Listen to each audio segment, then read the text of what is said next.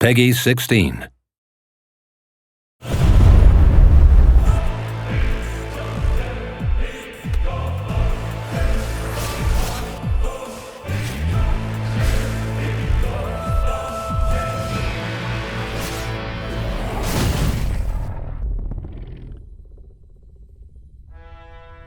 Hello, and welcome to a gameplay presentation of Code Vein 2. I'm Dan Tack, a member of Bandai Namco Entertainment America, and today I'll be walking you through character creation, a taste of some of the characters you're going to meet along the way, exploration and the world, and an exciting look at the first major boss you'll face in the game. Without further ado, let's get into the action. So before we take you into the action proper, we've got to create a character. And Code Vein 2 features an extremely robust character creator suite of options. Right now we're looking at some of the presets that you can pick from, but you can create your character down to the last detail. Eyes, hair, scars, all kinds of different things that you can tweak and design to your exact specifications. But if you feel like just picking one of the presets and getting right into the action, you can do that too. As you can see, we have all kinds of different hairstyles, all kinds of different options for you to pick from. And you can spend a lot of time in this character creator. I know I have. And you can get things just right. You can spend hours in here if you want. But you can also just take a preset. The presets are also awesome, and they come with some really cool outfits. But you can, again, it's not just setting your makeup. It's not just setting your eyes. You're going to be picking your outfit completely. Hats, accessories, masks, capes, whatever you want. You know, they're all here from the very serious to the very goofy options. They're all available for you, depending on what you want to do. I mean, look at these hats. Look, I definitely want to go with, look at those ears. I want some of those. I'm getting a pair of those. So that's my character. But you can create yours however you like. As you can see here, it extends to full outfits that you can have too. I'm thinking you might spend a lot of time in here if you're one of those players that likes to really customize your character. And if you don't, that's what the presets are for. Just grab and go. Once you've got your character set up to look at, you can change all these other aspects of it too. Get the great screenshot, share it with your friends, and we're getting right into it. Excellent. It's a pleasure to make your acquaintance at last. All right then. I need you to wake up now.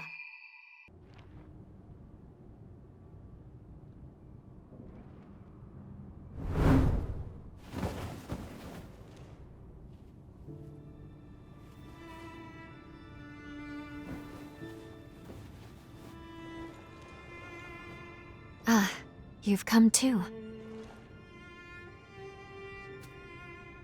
As I feared, the memories may still take some time to return. Forgive me, I certainly didn't mean to startle you. My name is Lou Magmel. I am a Revenant. Bear with me, for this may come as a shock. You have died once already.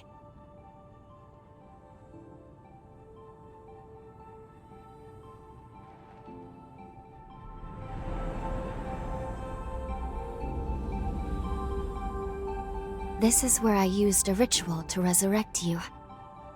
I gave half of my heart in order to restore yours. As a consequence, we now share the same heart, you and I. We are two lives intertwined as one. You seem well, all things considered. I'm glad.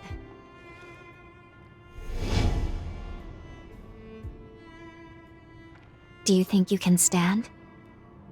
There is someone that I'd very much like for you to meet.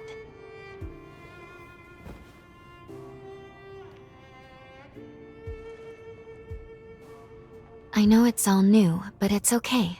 You can trust me.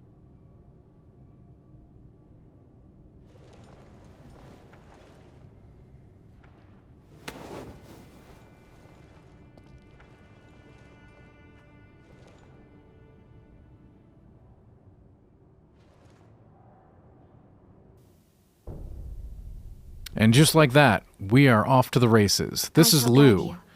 Lou is the first character in the game we're going to meet, and a character that's one of our companions. You'll encounter many of these over the course of the game. Lou is a Revenant who has a very, very special power in this game. In fact, the only Revenant that can control time. So this will be very important as we move through the game, her special ability. And like all companions, Lou will also travel with you and fight with you. Each companion has special abilities that they bring to combat, and you can also assimilate your ally for some extra bonus powers, but we'll talk about that later.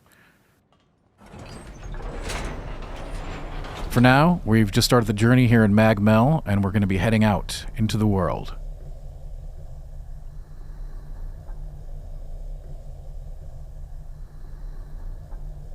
So this island of Mag Mell is sort of a tutorial area for the player to get used to things before heading out into the greater world. So we'll get a taste of the action here. Is the tower on the hill. And you see we just picked up some flour there. You can find all kinds of useful consumables in the world that you can use to craft helpful tools and items. So obviously things like flour and other food items will help us make some tasty treats that might give us some bonuses, buffs, or healing. Conventionally known as enchantments, curses, and the like.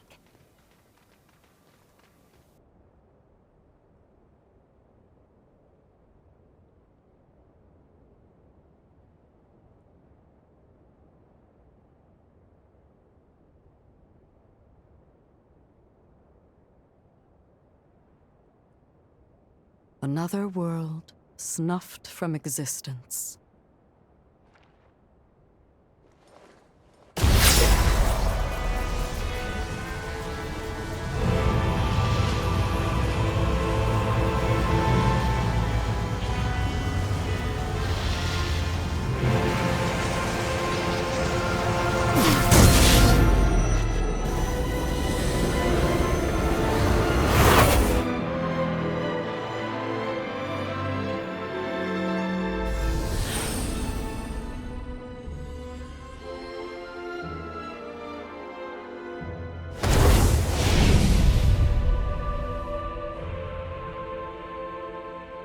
Luckily, the residents were all evacuated in time, thanks in no small part to your efforts. My name is Lavinia Rhoda. It is I who carries on the great Idris's mission and legacy. It is you, though, who must save the world of man.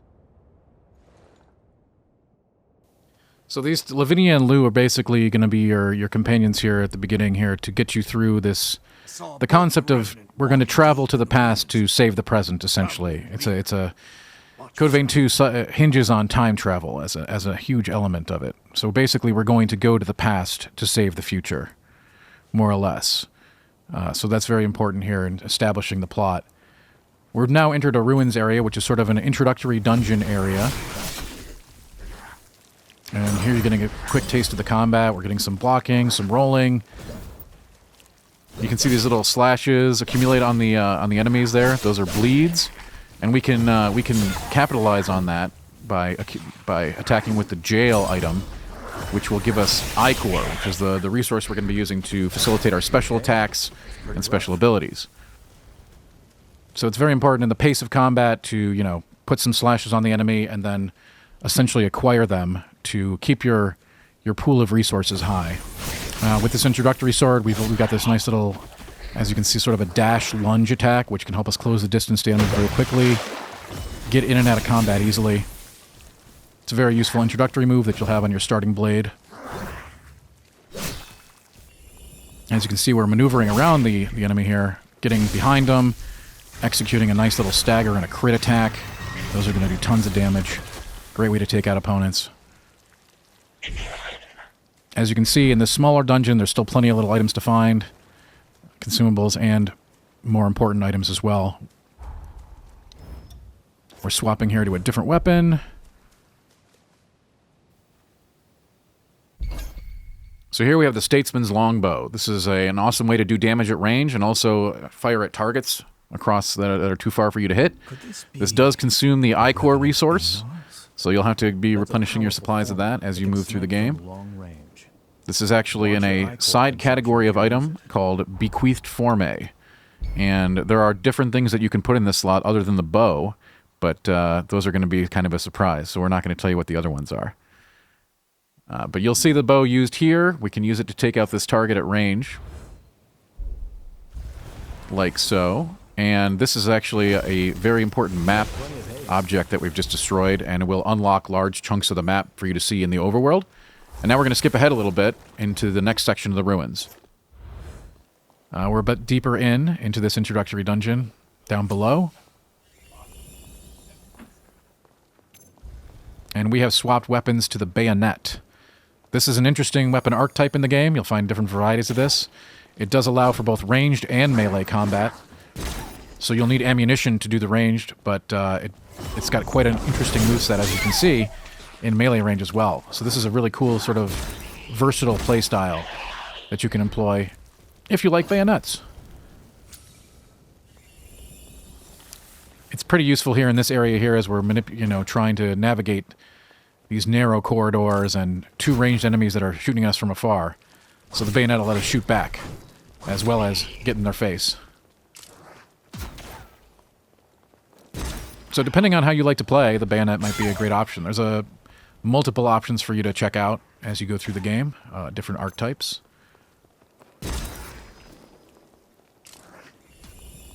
Of course, the bayonets, again, they do need ammunition, so we might have to reload here soon.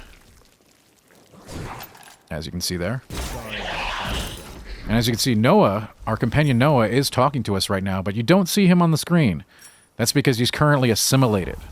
So in this game, you're going to have a partner or a companion, but you can choose whether that companion is active and out on the field, or you're basically assimilating them to tap into their powers.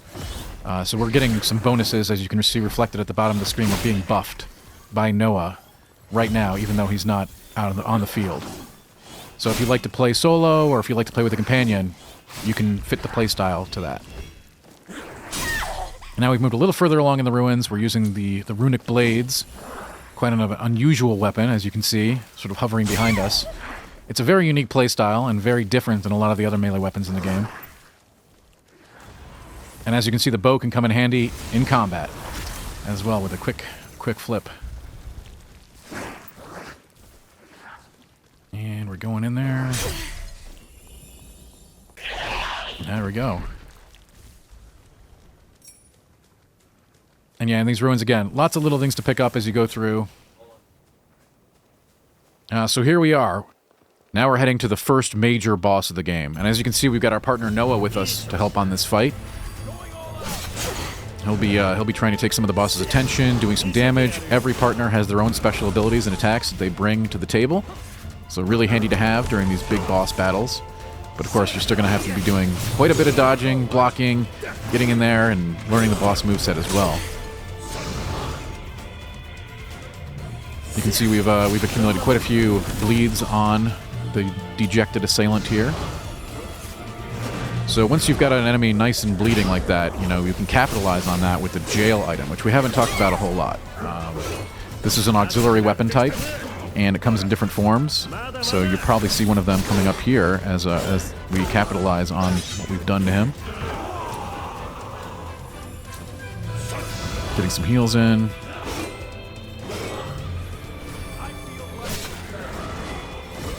And of course, you're going to want to keep your Ichor high so you can continue to use your special abilities and powers, which will make a big impact in fights like this. You can see we've got a stagger on there. Now we're going to execute an attack with our jail. It gives you an AoE attack, sort of a cone attack in front of you. And of course, you'll crit with the jail as well anytime you've staggered an opponent. So here we're moving into Phase 2. As you can see, our boss has kind of lost his head. There was a cinematic here involved with the Phase 2 transition, but we're keeping that out so we can keep it a surprise later. But with that, he's gained new abilities as he's now holding his head, and he has a whole new moveset due to that. And you'll see here we're getting in there with that slash. The starter sword only has one special attack, but it's still very useful. Here we're charging up our jail. Look at that. Getting in with the jail can attack by itself as well, so nice little spinny scythe attack there with the Reaper jail. And the jails come in different flavors, so depending on your playstyle, you'll pick one that fits the situation. Got the boss back into the corner here, doing some really, really great damage. Of course, with his head now on his arm, he's got all kinds of different attacks, including head lasers, which you never want to mess with. Ooh, this isn't looking very good, oh.